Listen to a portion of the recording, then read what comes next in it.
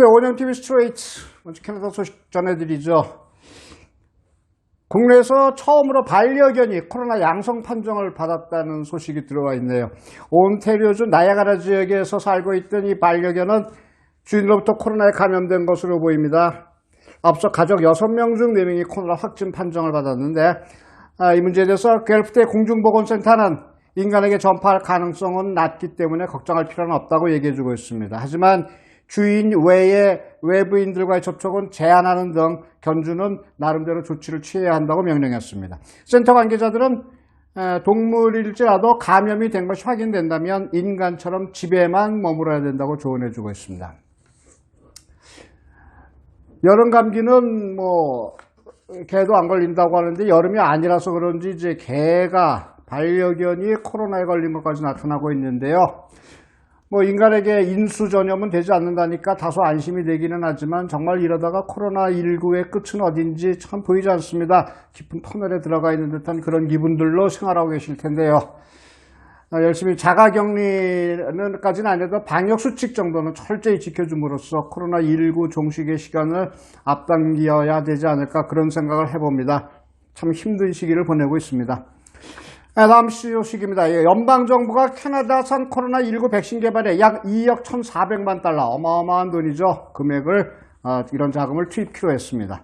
저스틴 트루도 총리는 정례 기자회견을 통해서 이런 사실을 밝히면서 두 군데의 캐나다 생명공학 회사와 함께 코로나19 백신 관련 계약을 체결했다고 설명했습니다.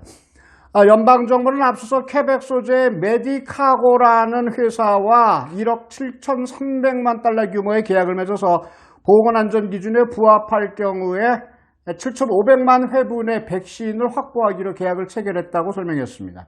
아울러 정부는 BC주, 브리티시 컬럼비아주에 있는 정밀 나노시스템사, 이 회사와 백신 개발에도 1,820만 달러를 투여했다. 이렇게 설명하고 있네요.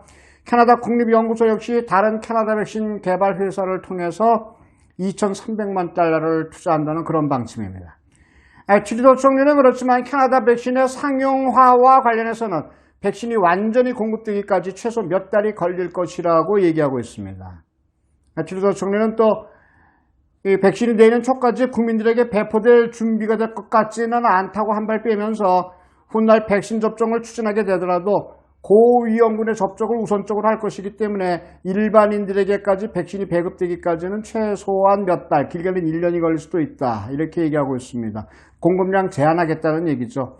다만 트루도는 캐나다가 캐나다 내의 개발 회사 외에도 이 코로나19에 대응하기 위한 안전하고 효과적인 백신을 생산하기 위해서 세계 각국이 지금 백신 경쟁에 뛰어들고 있는데 거기에 한 발 끼워서 많은 회사들과 세계 각국의 많은 회사들과 6개 협정에 서명했다고 발표했습니다.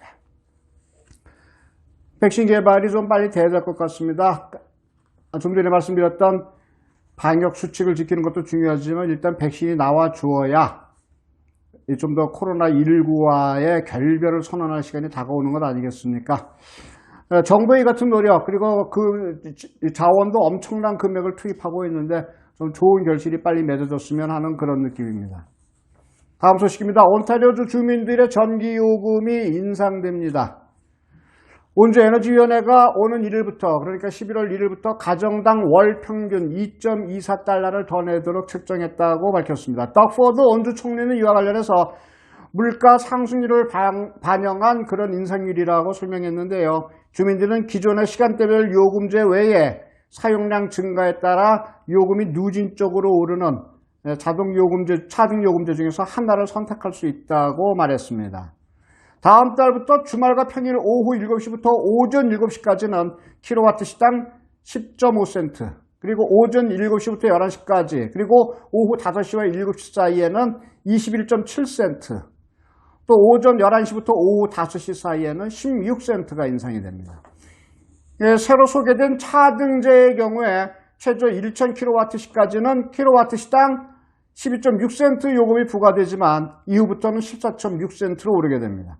상업용과 비거주자용 전기요금은 750kWh까지 12.6센트가 부과된 후에 14.6센트로 비싸집니다.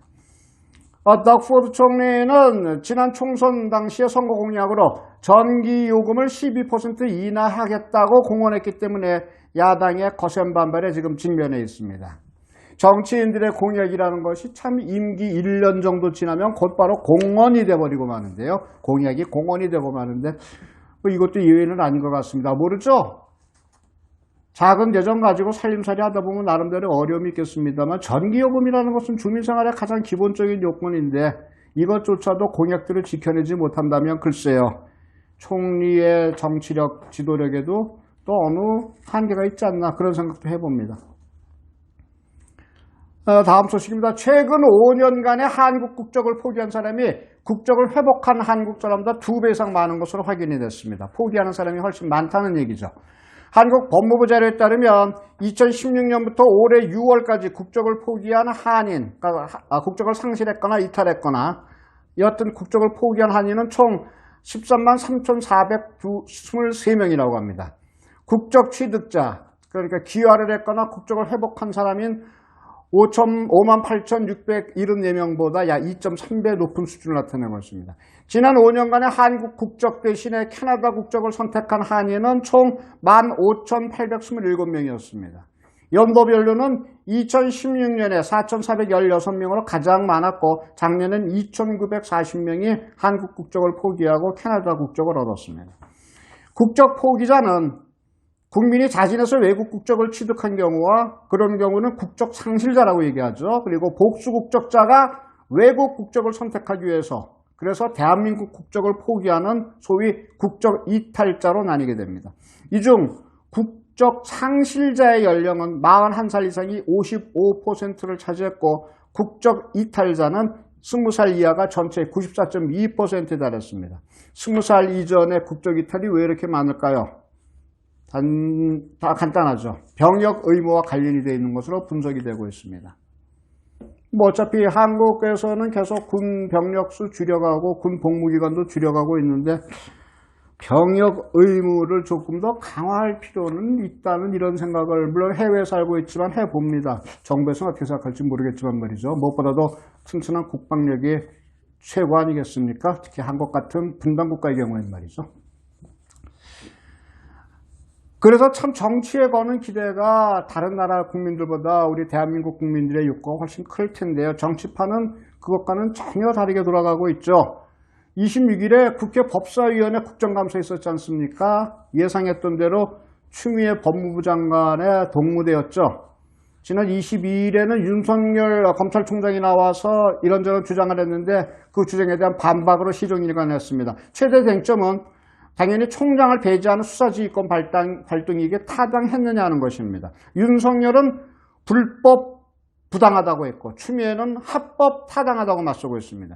쟁점인 이 수사지휘권 발동의 타당성을 가늠하는 근거는 두 가지입니다. 첫째 보자면 추미애의 지휘권 발동 내용, 즉 총장 배제가 맞느냐는 것입니다. 이것은 윤석열이 얘기한 부하냐 아니냐의 문제와 곧바로 직결이 되는데요. 윤석열의 주장은 지휘권을 발동하더라도 구체적인 수사 방식에 대한 것에 대해서 해야지 총장을 수사해서 완전히 빼버리는 것은 맞지 않다는 것입니다. 즉 검찰청법 8조 위반이라는 주장을 폈었죠. 장관이 검찰 사무, 그러니까 인사 문제, 예산 문제, 감찰 문제에 대한 지휘 감독권은 물론 있지만 수사는 총장의 권한이라는 것을 강조한 셈입니다. 그래서 총장은 장관의 부하가 아니라 서로 협력해야 하는 같은 장관급이다 이런 얘기를 한 거죠. 이에 대해서 추미애 장관이 가만히 안 있죠. 법에 의한 절차로 당연히 필요하다고 반박을 했습니다. 장관이 상급자라는 표현도 분명히 못 박아뒀고요. 추 장관의 주장은 이렇습니다. 선출직, 그러니까 장관이나 정치인이 임명직인 총장이나 검사를 민주적으로 통제하는 것이 맞다 이런 인식이 깔려있습니다. 선출직은 유권자의 대표이기 때문에 관료에 대한 지휘권이 있고 그것이 민주주의 원리에 맞는다는 주장이죠. 원론적으로는 맞는 말입니다. 그런데 여기에도 한계가 있죠. 아무리 다수라고 해도 법과 상식이 통하는 테두리 안에서 행사가 돼야 그것이 민주주의 원리에 부합되는 일이죠. 자, 그래서 추장관이 국감에서 강조한 것은 윤석열의 정치 편향성입니다.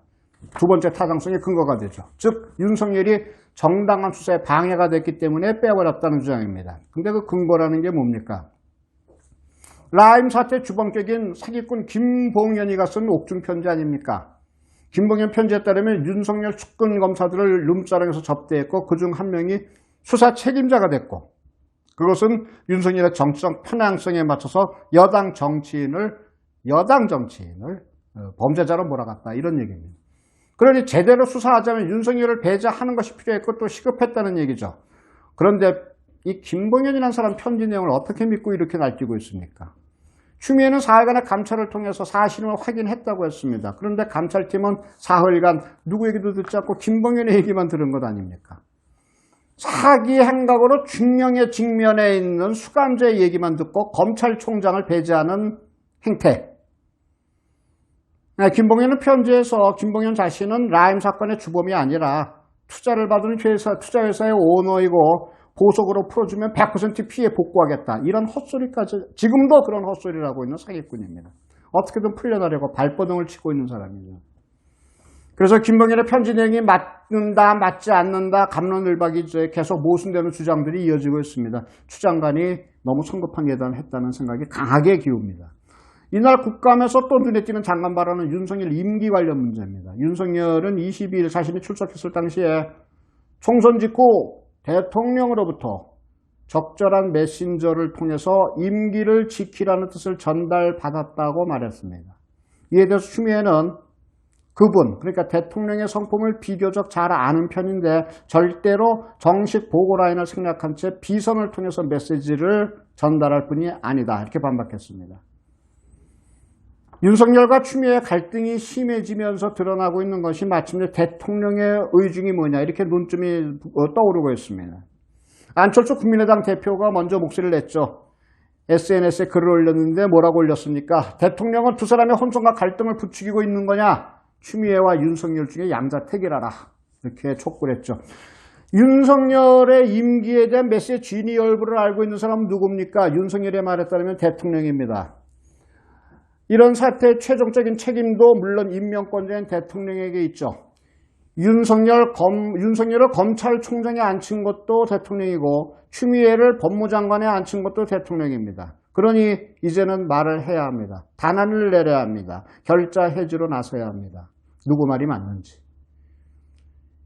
이 무능하다는 것은 국민들이 이해해 줄 수 있지만 비겁하다는 것은 국민들이 절대 용납 못합니다. 숨어있지 말고 나서서 말하십시오. 이젠 어서 말을 좀 해주십시오. 그래서 여러분들 우리 절소시적에 해바라기라는 전설적인 듀엣이 있었죠. 한국의 사이먼 앤 가펑클이라고까지 불리웠던 듀엣이 있는데 그 사람들이 불렀던 노래 어서 말을 해를 한번 불러서 우리 대통령께서 얼른 진위를 좀 밝혀주시기를 부탁을 해봅니다. 어서 말을 해. 같이 불러보시죠.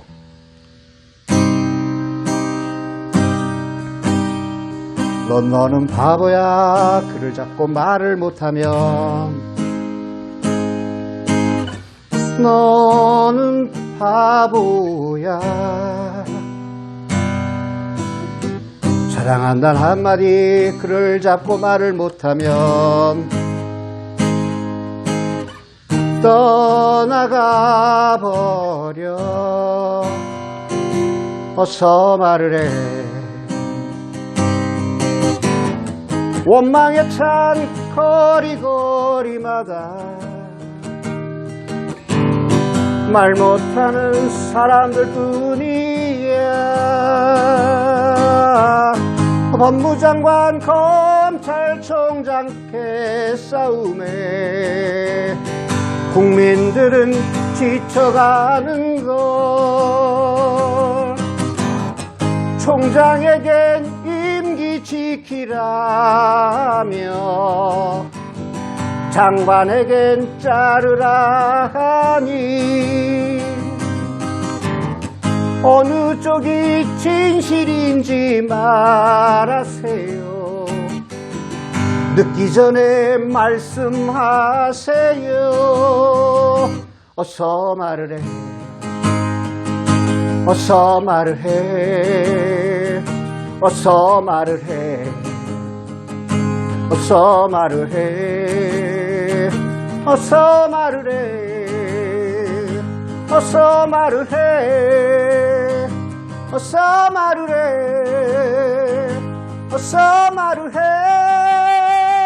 어서 말을 해. 어서 말을 해.